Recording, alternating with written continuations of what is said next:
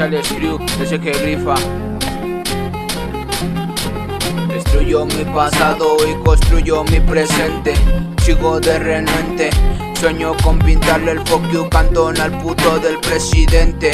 Llevo doble H marcado en el pecho como católico, su cruz en la frente.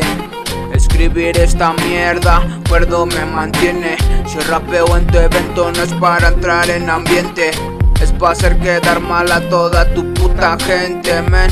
Con el diestro besé a la muerte más de una vez. Y empecé a danzar con la locura y me adapté, no me adopté. A mí mismo me rapté, escupo en su top 10. No quiero volarte la 100, prefiero volarte el sostén para animarme. Porque a estas alturas nadie puede ayudarme.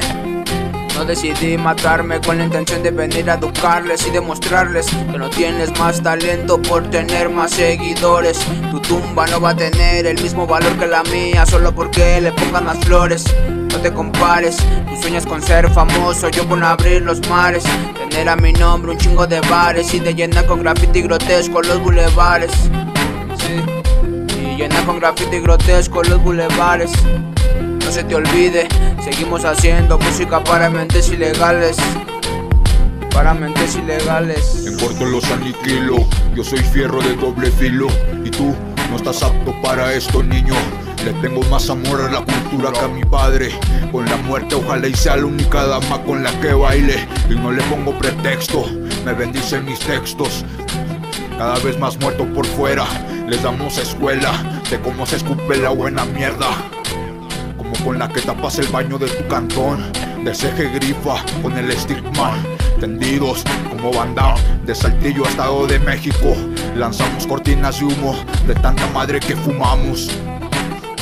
En el micro nos desquitamos, MCs vírgenes despintando. Yo ya te he ganado cuando tú menos lo esperas. Girando en variedad de esferas, mal viajado, colocando lo mejor sobre el asador. Cuidado con la acción de hoy, borrachales reventándote el puto cantón. Pero Félix Leo, borracha Leo no, hermano del puta.